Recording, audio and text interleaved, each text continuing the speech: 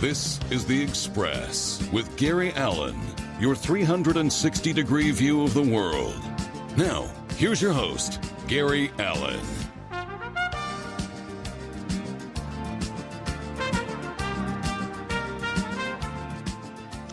And good evening to you, everybody, and welcome to this edition of The Express. Gary Allen with you here, as I am usually every Tuesday evening, and I want to thank you so much to all of you out there for taking a few minutes out of your day to join us. Just a quick reminder, if you're already tired of listening to the President of the United States speak, which this speech wasn't too bad tonight, wasn't a ramble, that's for sure. You can check me out on Facebook at Gary Allen, A-L-A-N. You can also go to youtube.com for Gary Allen, The Express. Now, when you go there, sometimes it gets a little confusing because sometimes that country music star, Gary Allen, comes up, but we do spell our name. On Thursday night, 7 o'clock, this program will repeat itself on diversitybroadcastnetwork.com. And I'm excited about that with our sister station. And on progressivevoices.com. Go to their demand and app channel, and very soon you'll be able to catch me on 24/7 The Sound out of Atlanta, Georgia. I'm excited about that. We have to finalize the contract and with those good people, so that's another outlet that you'll be able to listen to me on. The website is coming along. The website is coming along, folks, and we're going to have a lot of fun with that once that does. My guest I know is on the line, and I'll be talking about this gentleman in just a couple of minutes. But I would be remiss if I didn't say a few words about Alan Combs, who passed away this last week. I never had the pleasure of meeting Alan. I know people that knew him. He was an extraordinary broadcaster. He was a great gentleman and a fine gentleman, and he always told the truth. So we have lost a bright light in the window, and there are very few of those left. I am very fortunate, however, to have one of those bright lights with us tonight, and that is my guest, Mr. Pryor Smith. And for those of you that are familiar with the program Canada Calling, I want to say Canadian Calling, Canada Calling, you'll hear his docile tones as he gives you all the updates of what's going on in Canada from one end of Canada to the other, one of the most beautiful countries in the world today. And Pryor began his career around 1966. He's been the voice for 40 years of Canada Calling. The program is celebrating 63 years in the broadcast industry. It is a great avenue for Canadians who are in Florida or in Texas, California, wherever this program is heard, to keep up what's going on in Canada. And I am very proud and very honored to have a gentleman of his magnitude joining us, Mr. Pryor Smith. Pryor, thank you so much for taking a few minutes out of your day to join us here tonight on The Express. Well, good evening. Yes, good evening to you. And how are things up in Canada? Well, I guess I should preface what I'm about to say. We're going through a bit of a rainstorm here tonight with a threat of thunderstorms and everything else. So if I suddenly disappear, that perhaps explains why. But okay. We'll do our best. We'll soldier on. It's been kind of a strange couple of weeks here in eastern Canada. Mm-hmm. We've had very, very mild weather. Unseasonably mild weather. As a matter of fact, the highs here in the Toronto region tomorrow will be up in the mid-50s Fahrenheit, which is very un-early March-like. Mm-hmm. We're getting thunderstorms overnight tonight and a lot of rain, but maybe that's a good thing. Maybe spring is going to spring early. Maybe Puxatawny Phil or Puxatawny Bob or whatever his name is, maybe he really didn't see his shadow after all. Well, I certainly hope not, because it's been a long winter, and here we are approaching the 1st of March. It'd be nice to see spring arrive early. Yes, it would, and it's unseasonably warm everywhere. I mean, I'm here in Central Florida, and it was 83 degrees today, and it will probably be that tomorrow. Over the weekend, it's going to be a little bit cooler. What our normal temperature is in the mid-70s, but I know the Canadian visitors who listen to your voice on Canada Calling constantly appreciate the fine weather that we have here in Central and South Florida and Texas and other places as well. You know, it's always great to have nice weather, but yeah, it's unseasonably warm here in Central Florida with some real high temperatures. Pryor, was broadcasting when you were growing up, were you like a lot of us, you listened to the radio first? Television, of course, came along in my lifetime when I got old enough to watch television and understand other than listening to the radio. Was broadcasting a place you wanted to go, or did you have some other ambition, but something drove you towards the broadcast industry? No, as a matter of fact, from my earliest days, I can recall sitting next to, a matter of fact, I'm looking at it right now across my studio, Mm-hmm. a 1948 Helicrafters S40 all-band radio. My dad bought it with the intention of becoming a ham operator. He never quite got to that for a whole series of reasons, but Mm-hmm. I grew up with this Helicrafters S40 radio in the house, and I was glued to it from my earliest days. And I don't know, I just always had a love of the radio business, and after school I didn't quite know what I wanted to do or where I wanted to go, but I gave radio a crack. Well, that was 1966, and 50 years later, going on 51 years later, I'm still doing it. And you do it well.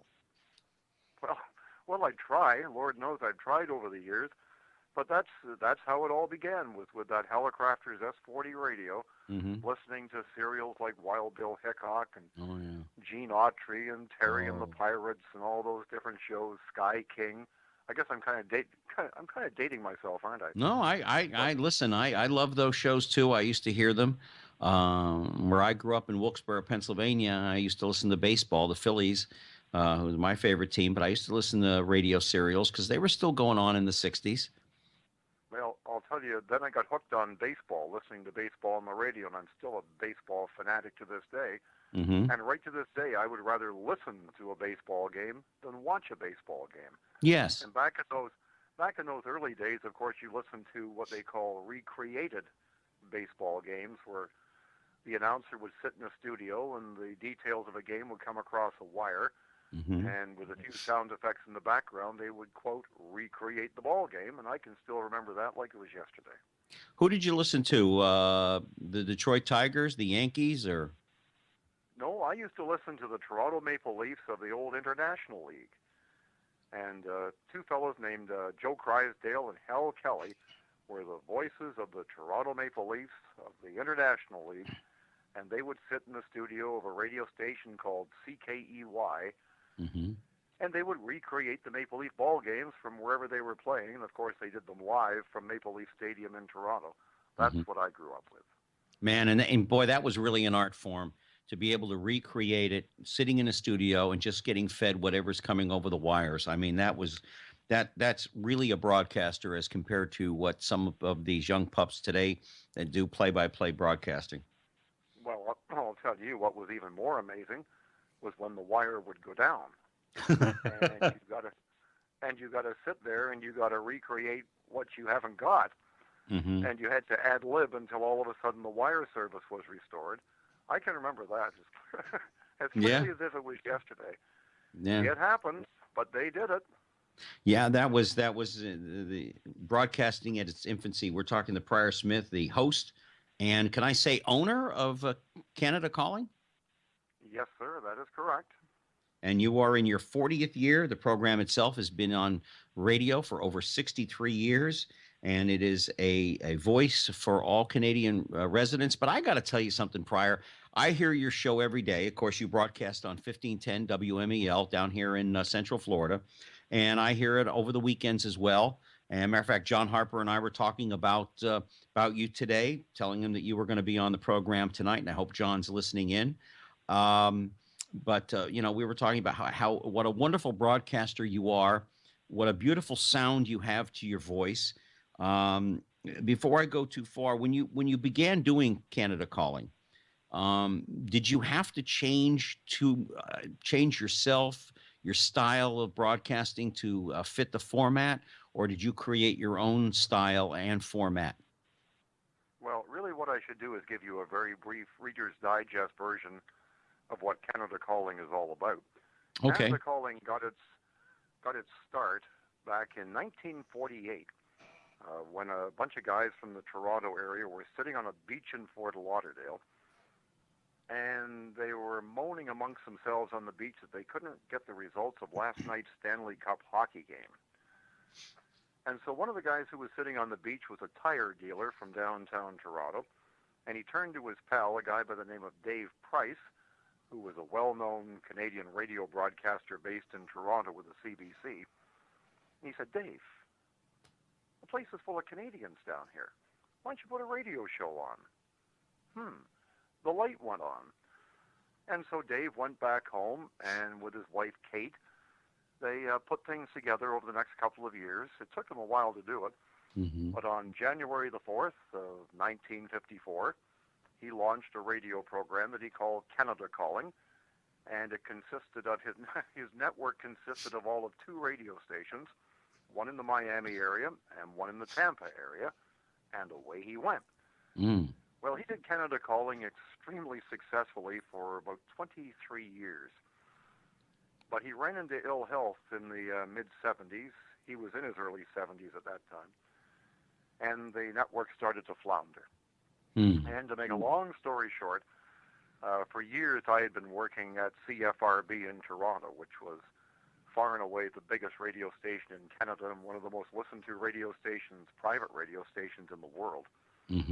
I made my first trip down to Florida, and before I left, my mother said to me, well, when you're down there, you got to listen to Canada Calling.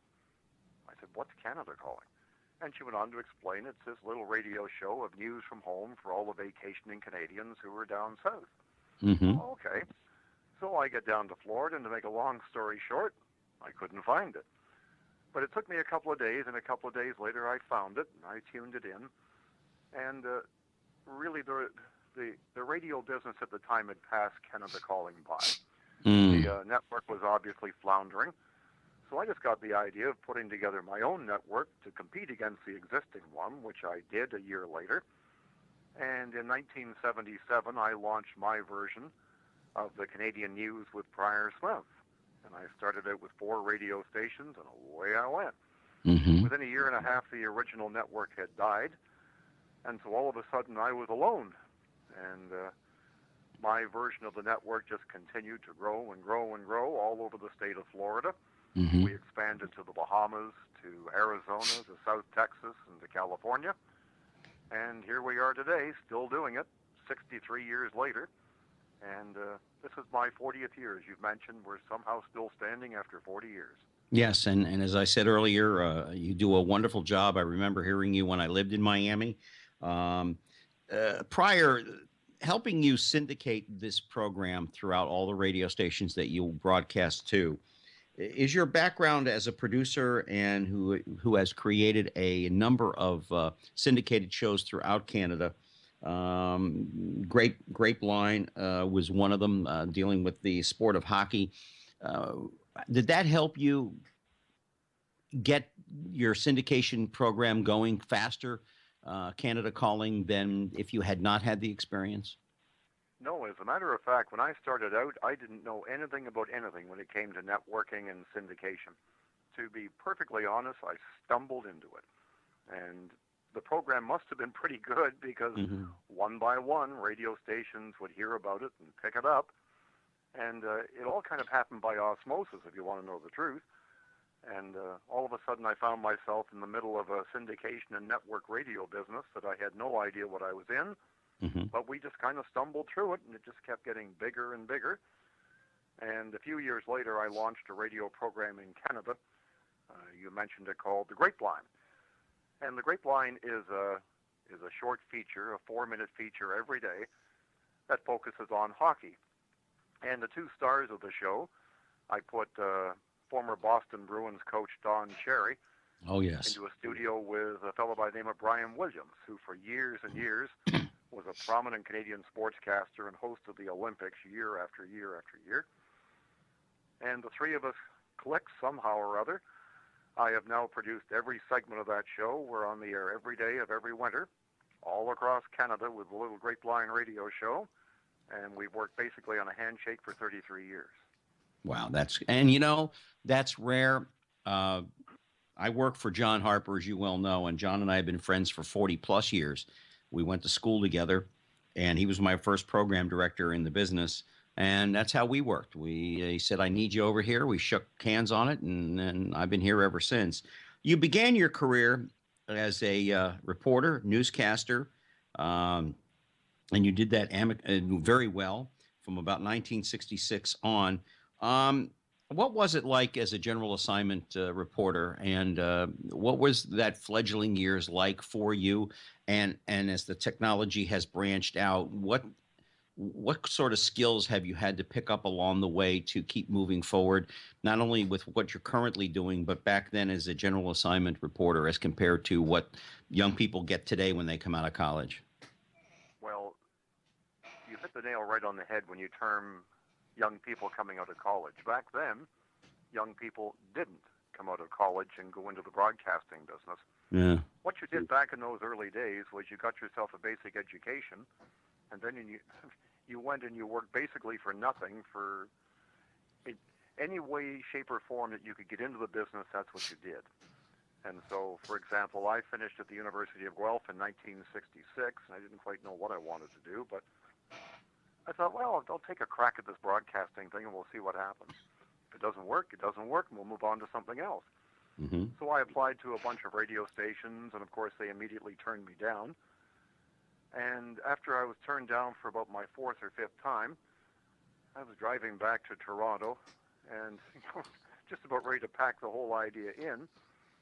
I was on the Highway 401 heading back into Toronto, and I saw the sign as I was approaching Highway 35-115, pointing up to Lindsay, Ontario. I'm like, oh, gee, there's a radio station up in Lindsay. So I just make a smart right turn off the highway, and I went up Highway 35-115 to the town of Lindsay, which was a town of about 10,000 people northeast of Toronto.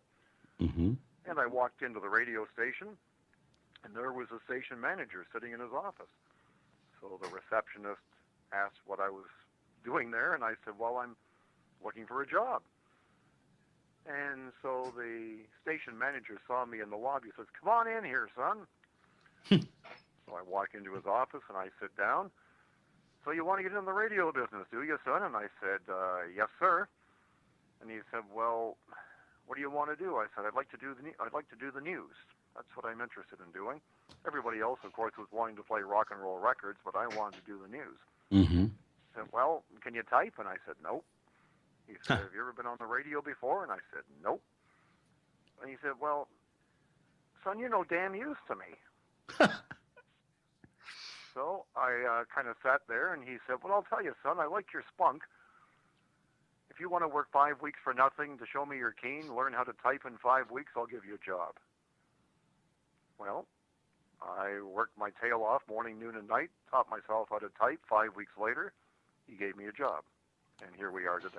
Yeah, and that kind of walking into a station unannounced, getting to see the PD or the general manager today would be about as easy as it would be to go see the President of the United States. Almost impossible.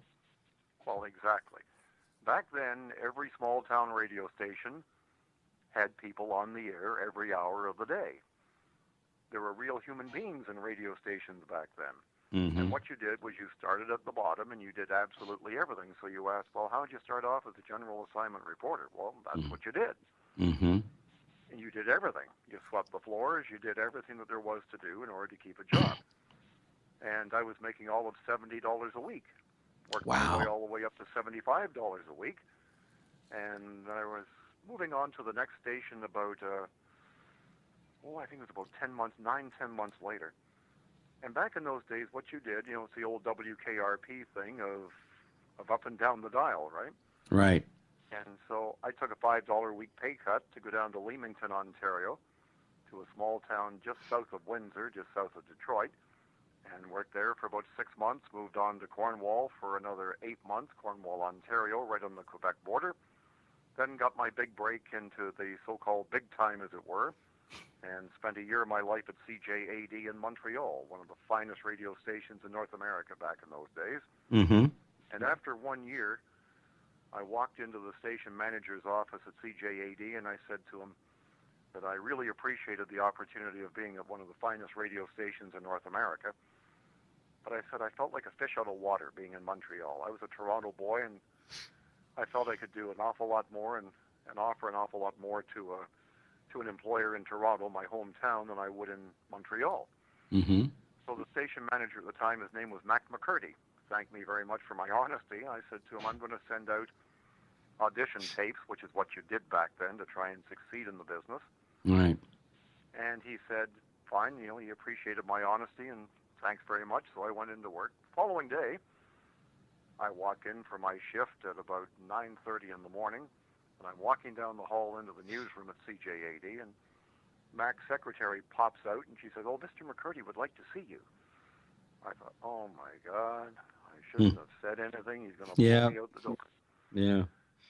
So I walk into his office, and here, sit down, Pryor. So I sit down, and he passes something across the desk to me. Oh, it's an airline ticket. He says, I want you to go down to CFRB in Toronto, which was CJAD's sister station back then, as it is today. And he said, they're going to be expanding their news department. I think they could make use of you. So I flew down and went through the interview process, the whole thing. Came back, and I didn't have a clue if I had succeeded or not. I got the job. Yeah. And I thought to myself, hey, now this is pretty good. Yeah. I must have knocked these guys out. So I move on to Toronto. A short time later, this was in 1969, and I was quite impressed with myself. I thought I'd really impress these guys at the biggest radio station in the land. Well, about 6 years later, I'm passing the secretary to the president of CFRB in the hall, and as she passes me, she just hands me something, and I take a look at it. Oh, it's an old memo. I open up this memo and look at it. It was a memo from Mac McCurdy to the top executives at CFRB in Toronto saying, don't let this guy Pryor Smith get away. Huh. And here I thought I got the job all on my own. And today that's the way you get a job, is by somebody recommending you, or somebody on the inside. And I'll be honest with you, we're talking to Pryor Smith, who's the anchor for Canada Calling, rather. I always want to say Canadian, but Canada Calling, which is heard throughout most of the East Coast, as far as the southern part of the East Coast. Any place where a Canadian is taking a leisure vacation, you can count on Canada Calling. You'll hear it on your local radio station, as we have it here in the Cocoa Beach area at 1510 WMEL. I remember my start, but today they make it so complicated. Oh, you got to have a college degree. Oh, you got to have this, or you got to do that. A college degree does not add up that you have any talent for this business. Well, that's what, unfortunately, that's what bothers me about the radio business today. Everything about the radio business today is clocks. Yes. Does a program fit? Doesn't matter whether the program's any good or not, but does it fit a slot? Does it fit a clock? Back in those days, you had to have some talent. You had to be able to You had to be able to entertain. You had to know what you were talking about, and it was the type of thing that you could only learn by taking the business from the grassroots and working your way up. Exactly. And it's the old story of entertaining that I miss in radio today. Everything so much in radio today is formats and clocks and all that kind of stuff. I like to listen to a real entertainer, and they're hard to find. They're hard to find. And yes, they are. People listening to Canada Calling, do you know why Canada Calling is on the air in Florida? Because Canada this is where... Canada Calling is on the air in Florida because, believe it or not, over 4 million of us spend vacation time in Florida during the winter, and we leave behind a few $1 billion every winter. That's the reason why Canada Calling is on the air in Florida, because there's a demand for it. Yeah. There's people out there who will want to listen to it. So if you want to make the thing survive, you've got to be entertaining, you've got to be informative, you've got to be doing what those people want in order for them to listen to you. And so the big challenge for me is constantly staying on top of where the audience is and what the audience wants to listen to. Right. Because if they don't want to listen to you, and if they're not airing the program where they are, then you don't succeed. That's true. That's true. I mean, I miss the days when I started in radio. I started when I was still at the University of Miami. I interned at a radio station, WIOD, which was on the 79. Well, I used to be on that station. Yes, it was on the 79th Street Causeway. It isn't any longer. It's actually in North Miami now. But I was there and I interned for, and even back then they would pay interns a little bit of money. I got $5 an hour. I interned for Larry King. You were a lucky boy. Yes, and I got to work with this man at least 3 nights a week, and some nights even when I wasn't doing anything, I drive to the station because my parents saw fit that when I was in college, I was already out of the military and I was a grown man, but my dad got me a car, and I used to drive in and just sit and watch him work, and I learned from him an awful lot of things, and to watch him work was just beautiful. Because he didn't do a lot of research. But I remember him saying the same thing. The minute they take away the entertainment value and the quality of local radio is when radio will start to slowly plummet itself into the ocean. And it is more or less gone that way. I mean, there is no longer the mom and pop radio stations when you got started or I got started where there was personalities and there was competition. That seems to be kind of going out the window, and it has for quite a while for syndicated shows that are politically motivated, and all they do is make your blood boil. And I don't dig that stuff much at all, and I'm sure you get it up in Canada as well as we do down here in the United States, especially these days. But yeah, it's changed. Well, in Canada, we don't have that type of thing. The idea of having one guy on the air spouting a certain political agenda for 3 hours, and then as soon as he's finished, we get somebody else doing the same thing for another 3 hours. Yeah. We don't have that type of thing in Canada, at least yet. Canada's a kind of a different kettle of fish. This country has long been regarded as, in the terms of a former prime minister, a community of communities. We're a whole bunch of communities. You have to remember that Canada's population is only about 36 million. There's more people in California than there are in all of Canada. And we just have a few big cities separated by miles and miles of bush and boondocks. And so the idea of networking stuff in Canada, it has never been the same as it has been for years in the U.S. So we don't have a Rush Limbaugh. We don't have a Sean Hannity. We don't have all these other guys who sit there for 3 hours and do what they do. It's more of a localized broadcasting thing here. But you're right. The small town stations have disappeared. Well, they're still there, but they're just basically computers plugged into a transmitter with a live morning show, and that's about it. And so the radio business has changed dramatically, and you and I and others who have survived in this business have had to adjust accordingly. It's either adjust or get out. Yeah, and it hopefully someday maybe it'll switch back a little bit. I know that some of these large radio companies that own clusters in this city and clusters in that city, they're losing some money. They're going through some bad financial times. Boy, I told you on the phone, and this is the truth. When I was at a radio station in Miami, a PD in Canada somehow heard me. Maybe he was down on vacation. He wanted to hire me to come to work in Toronto for a radio station. Now, I don't remember the call letters, but the Canadian government said, nah, not going to happen. I guess you still need to get permission to do that if you're an American. And they said, no, you're telling us you can't find somebody with that kind of talent up here. And I did not get the job, and that's okay. I mean, that I was young. And as you said earlier, and another thing I want to touch on is the fact that if in your first 5 years in the broadcast industry, if you're not fired a couple of times, there's something seriously wrong with you. Well, I must be a bit of an oddball because I've never been fired. Really? Well, most of us have been fired a few times anyway, Harper took me off. Harper took me off the air for a while at the station that we were at together. It was the college radio station, but where he was the PD. I can't remember for what, but he took me off the air and then he put me back on. So knowing me, I probably did something wrong. Well, hey, John, if you're listening, everybody makes at least one mistake. That's what he says every time he sees me when he walks into the station in the morning. He says, "Oh God, I got to see him again."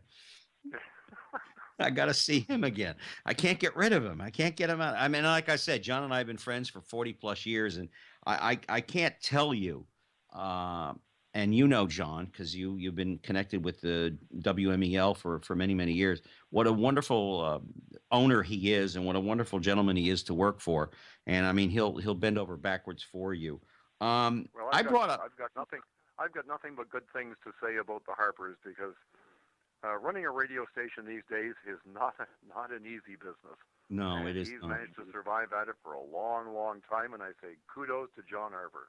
Yeah, he's a great gentleman, and as I said to you on the phone, I'm getting my own show here at WMEL, which is one of the reasons why he brought me over here, and I'm very excited about that, and we'll be making an announcement to that effect here very shortly. And I even talked to him today about putting Canada Calling on my show at night, just so I can hear your docile tones, because I got to tell you, some of the stories that you tell about the prime minister and about this and the way you do it and getting back to your style, has that been something you've got the showman in you that you've developed over the years, or is it just something hits you funny and you just enjoy pontificating about it? Well, I don't know. See, I don't have much time to pontificate because Canada Calling each day only runs for 5.5 minutes, and I've got to pack a whole lot into 5.5 minutes in order to make things work. And so what I try to do, and when I started out on my own, and I started from absolutely nothing, I thought, okay, if I'm in Florida, basically the way Canada Calling was started back in the early 50s was to replace the 5-minute phone call home. Right. Whereby somebody in Florida would call home, long distance, of course, and in 5 minutes they'd want to know, well, what's happening at home? And so when I started doing the radio program, I thought, okay, I'm just going to put myself in the shoes of somebody who's sitting in Melbourne or in Vero Beach or in Clearwater or in Fort Lauderdale, and they just want to know what's happening back home, and they want to be entertained for 5.5 minutes. So I just try to find about the 10 or 12 best stories I can find and try and tell them in the best way that I can that will be entertaining, such that halfway through my show you're not walking away to the fridge. Well, I never do, because I sit there as the producer for a number of our shows, and I enjoy it. I especially love the weekend, which brings me to how do you select? I mean, you're doing 4 minutes, I believe, on the weekends, 2-minute segments. No, it's a total of 5.5 minutes. It's usually roughly 3.5 and 2. Okay. When do you start preparing for that, or do you just kind of take what's been going on during the week, the best of, and that's what you put into the weekend broadcast? Well, if you want to know the truth, I start very early in the morning and I work through late until the evening every day, and I'll write stuff, and if I don't necessarily like what I've written, then I'll replace it with something else. But I just try to, at the end of the day, when the program is put together for airing in the morning, I just want the 10 or 12 best stories that I can find that will interest the greatest number of people, no matter where they are in the southern U.S. and primarily in Florida. And you want to know what I write it on? A 1950 Underwood. Oh, you're kidding. For those of you that are not familiar with that's a typewriter, folks. Wow. In my studio, I have 1, 2, 3, 4, 5 computers. Got all the high-tech stuff that you can possibly imagine. Yeah. We send the stuff off a 90-foot tower to a transmission tower in Peterborough, Ontario, and over the internet. It's a very high-tech system, but at the core of it all, since day one, has been a 1950 Underwood manual typewriter. Do you know the writer John McCullum, who's written so many books? You know, he types with a typewriter that's probably similar age. Well, do you know what? You want to know what my backup typewriter is? A similar typewriter. It's a 1928 Underwood. Oh my God! You ought to come down and see our station. Harper's got old radios laying around and sitting around. He collects those things and he loves to type. Well, in my studio, which I'm sitting in right now, I have my beloved 1948 Helicrafters. Wow. I have a 1939 RCA Victor Globetrotter, and I have a 1928 Columbia. It's a console model. It's a huge thing. It was my grandfather's. It still works like a charm. Wow. But sitting on top of that, I've got a state-of-the-art internet radio.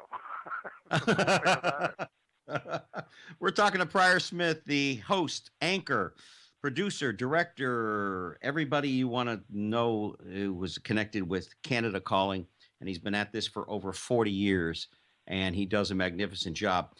Getting back to putting, how long does it take you to put the weekend show together, though? I mean, is that something you take the best of the stories from the previous week, and that's what gets slotted in, or is it all new? Nope, everything is new every day. And See, I now write that's every great. word of it. That's great. Every word. That's Every word. that's great.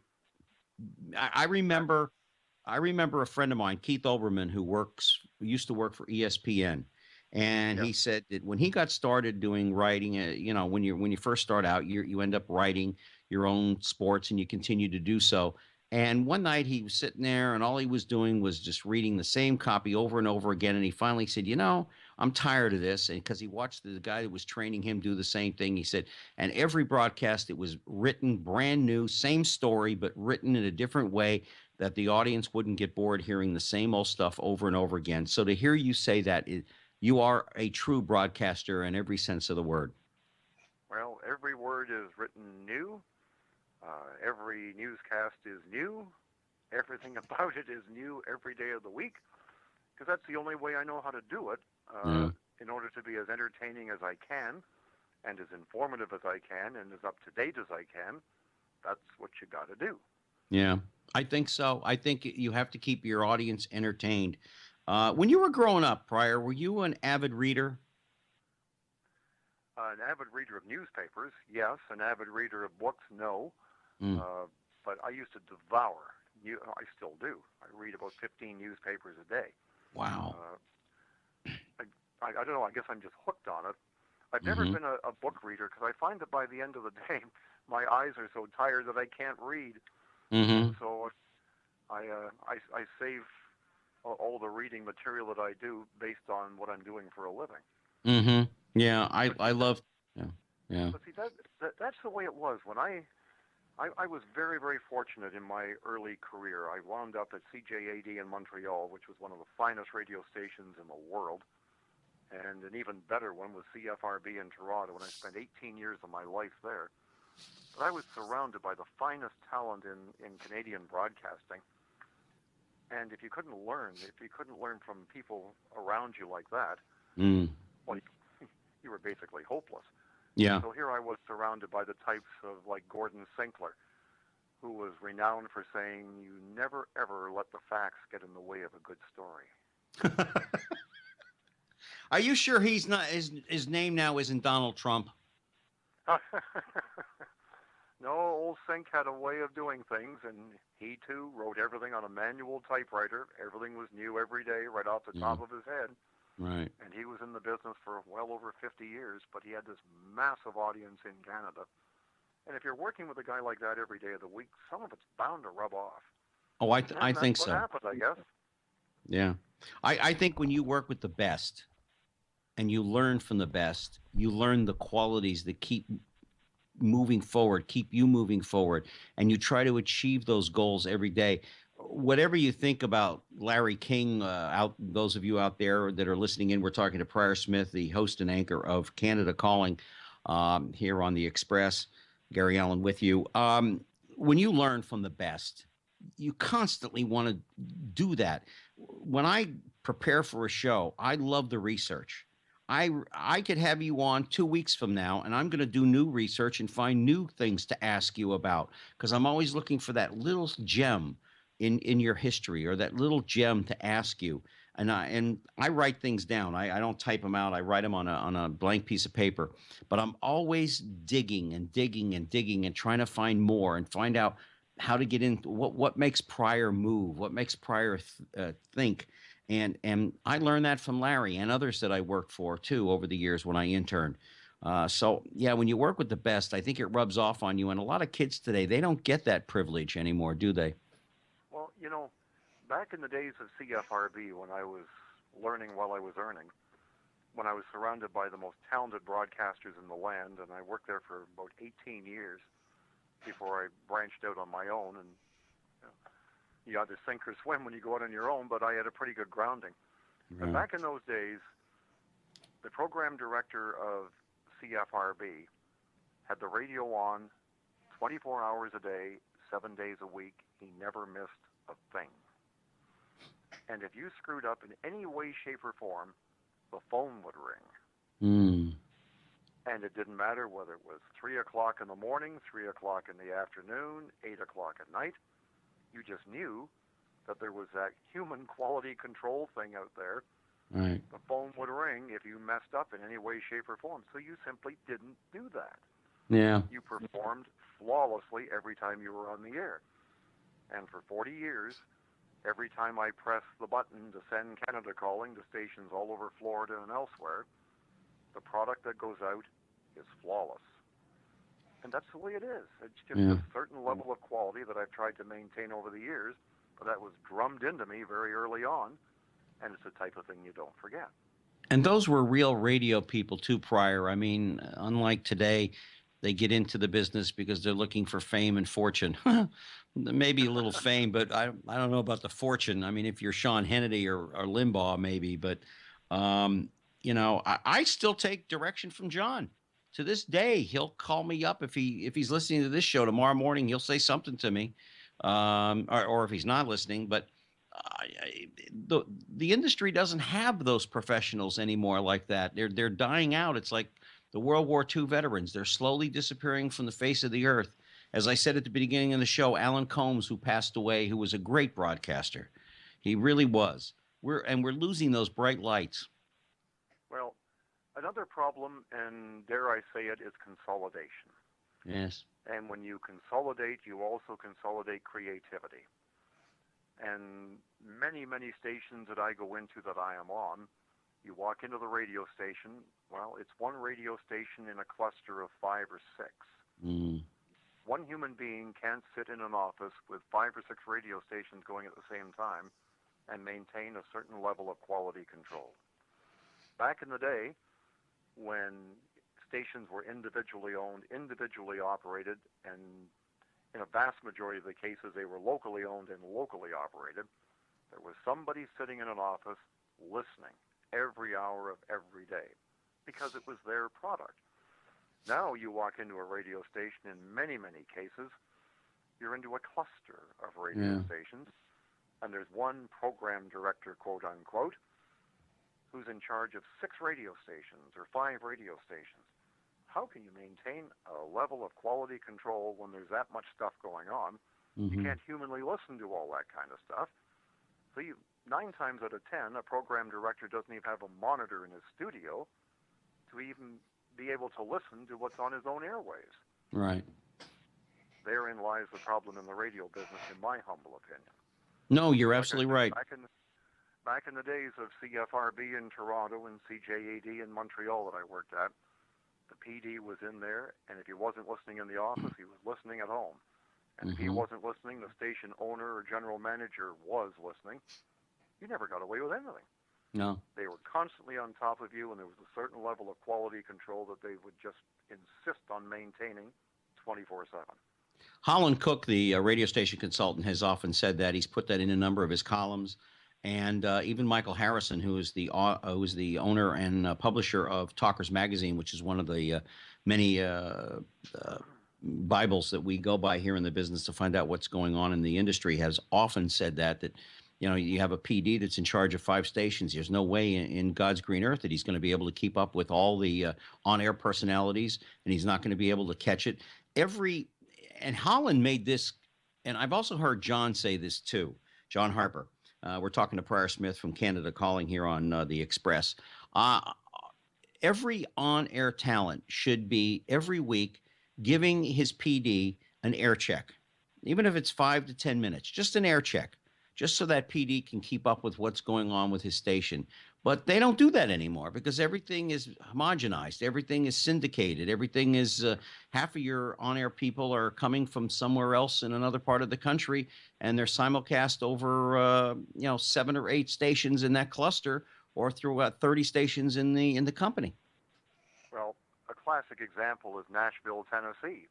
Eddie Stubbs is on WSM in Nashville in the evenings. He's the only human being on the air live in a metropolitan region like Nashville, the only one left. Wow. What does that tell you?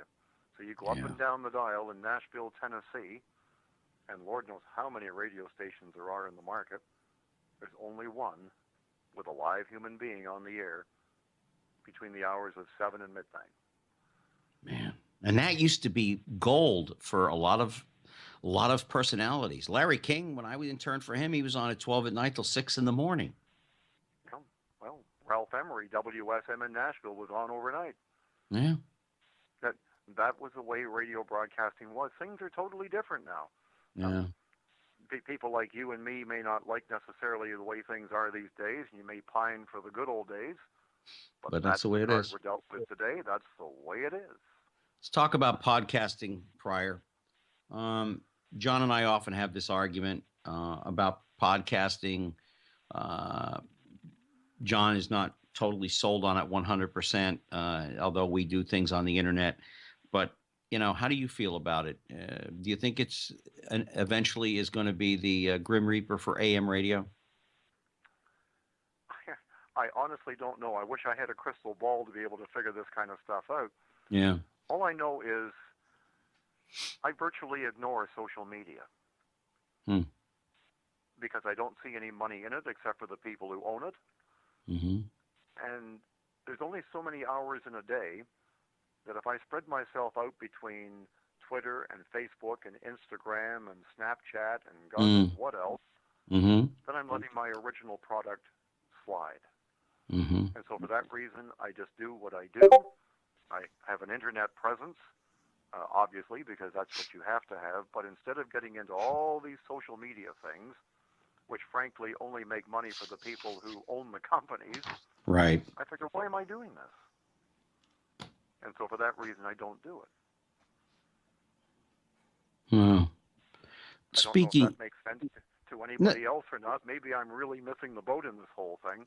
Well, there's only so many hours in the day that you can spread yourself out. Right. So I like to concentrate on what I think I do best. And you do it very well. We're talking to Pryor Smith from Canada Calling. Pryor, let's go and talk about to the young broadcaster out there or someone who's interested in getting into the radio business or in the television business. We know that you have to have some college education somewhere along the line, something you and I didn't even need to worry about when we first got started, although I have college, you have college. What are some of the skills that it takes to do the job you do and as a general assignment reporter? Because here in the Central Florida area, there's a lot of young kids that you see that are probably on their second or third job and have some sort of a reel together. But speak to that person out there who's still in high school or is in college and thinking about it. What kind of job skills do you need to be a good broadcaster?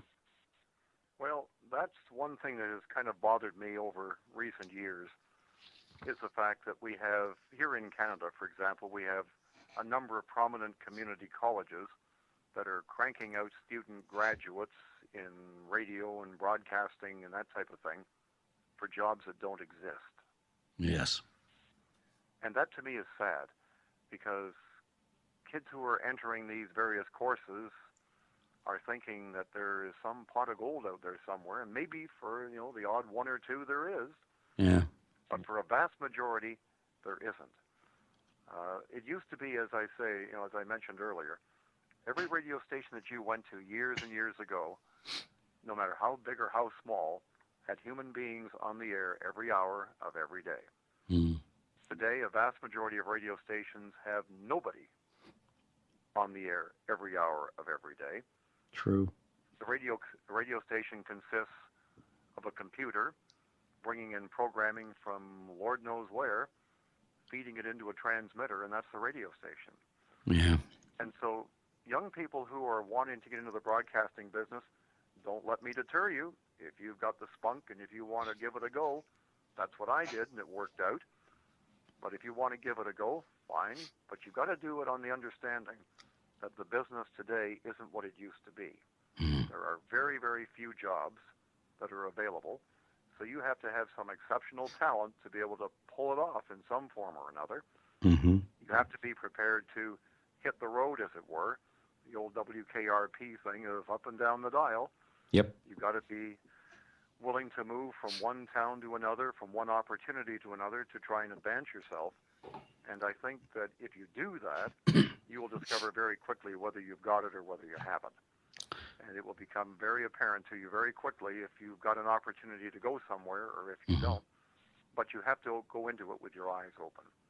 Yeah, when I was my first internship was at WINZ in Miami, and the first thing that I did prior was I used to clean the old reel-to-reel tapes.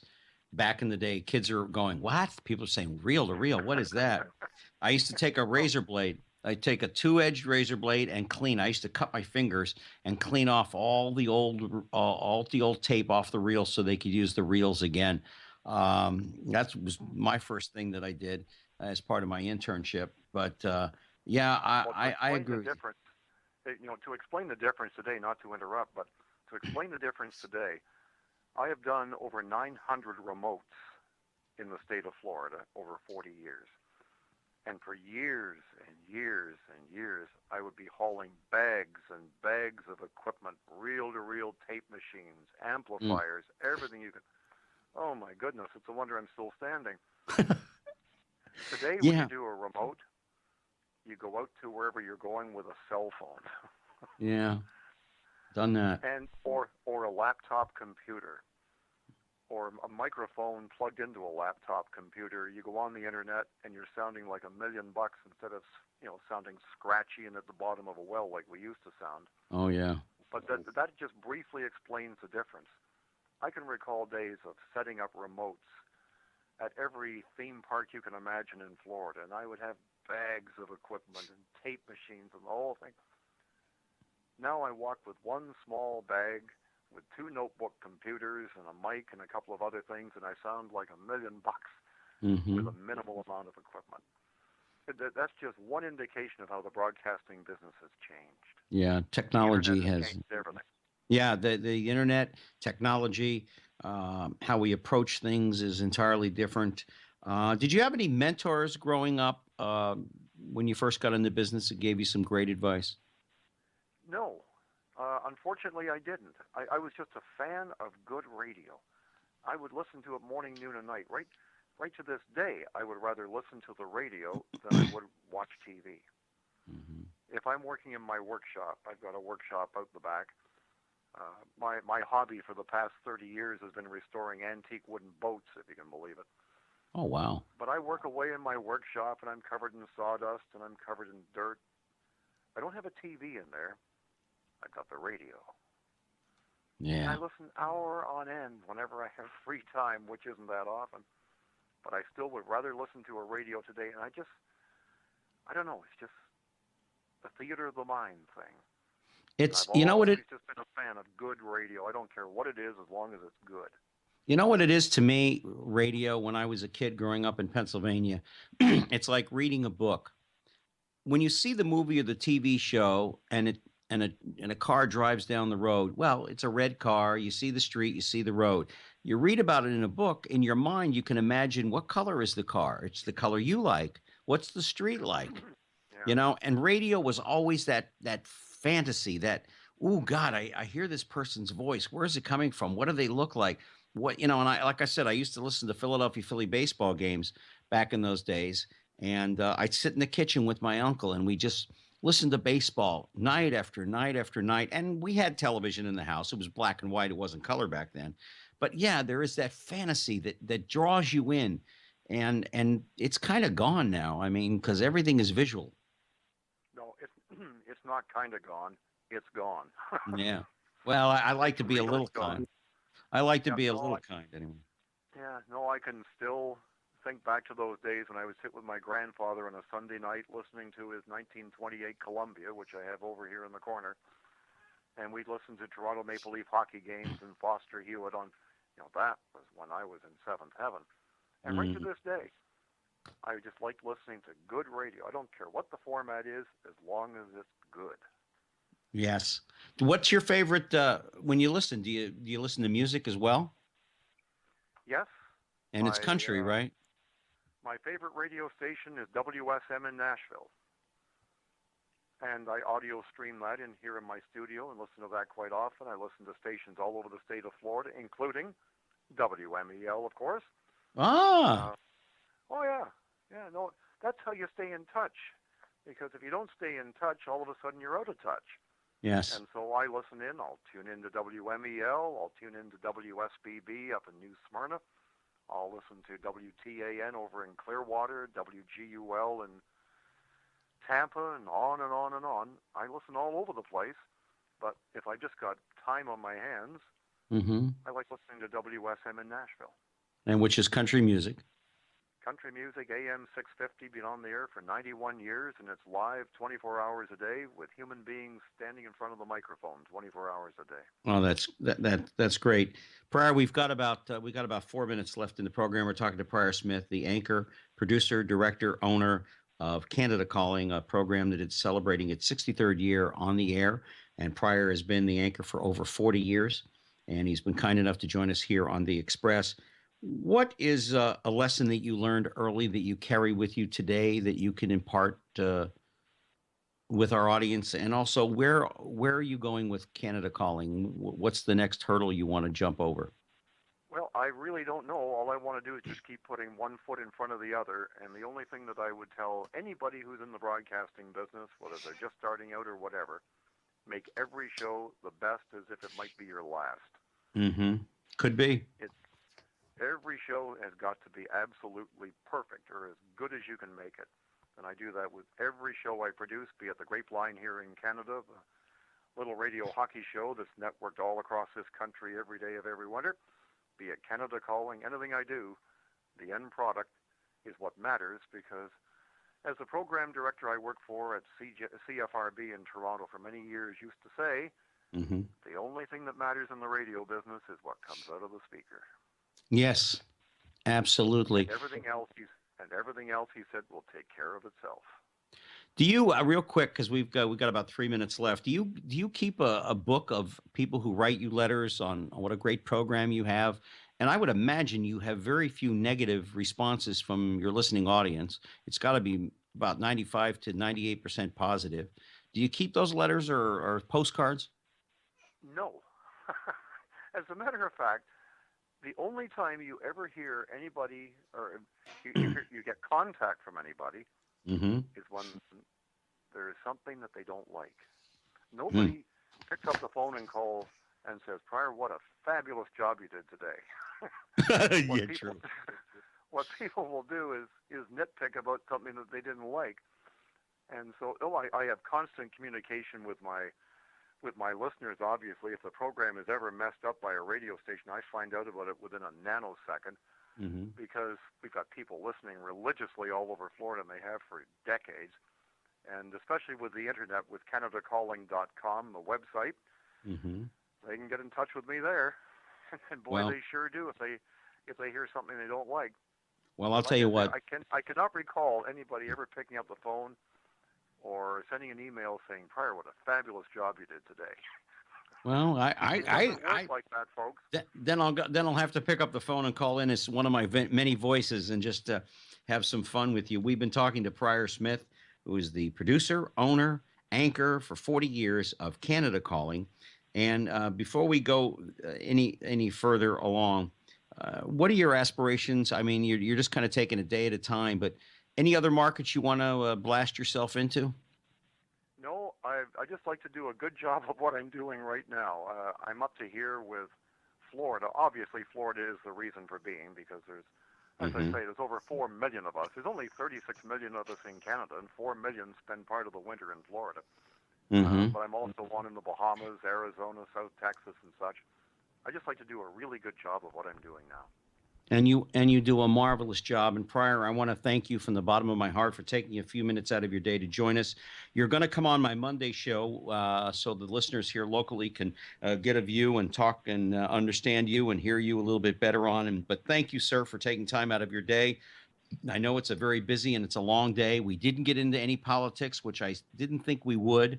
But at any particular rate, I thank you, sir, from the bottom of my heart. Pryor Smith, Canada Calling. If it's on a radio station near you, listen in. It's a great report every day for a couple of minutes. And then on the weekends, he does a few more minutes, and it keeps you up to date. And even if you're not Canadian, it's a great report. I love your voice. I love the way it sounds, the cadence and everything. So thank you, sir, very much for taking a few minutes out of your day. Well, thank you very much. And if anybody is interested, they can just go to CanadaCalling.com and they can see where the program is and the whole history of the thing dating back 63 years. Good night, and thank you for having me on. Thank you, sir. God bless you. That was Prior Smith. And for all of you out there, you want to keep in touch with me, go to Facebook at Gary Allen, ALAN, YouTube.com, Gary Allen, The Express. Thursday nights at 7, this program repeats itself on diversitybroadcastnetwork.com, also on progressivevoices.com on their demand and app channels. I want to thank you all very, very much. I'll have some great news coming up about some other resources in which you can listen to the show. Website is coming along. But until next week, folks, please. Randy West is going to join us, I think, next week. He's my guest. But until next week, would you please take care of yourselves and each other? You've been listening to The Express with Gary Allen. Join us here every Tuesday night at 10 for more captivating talk with Gary Allen. See you next time on The Express.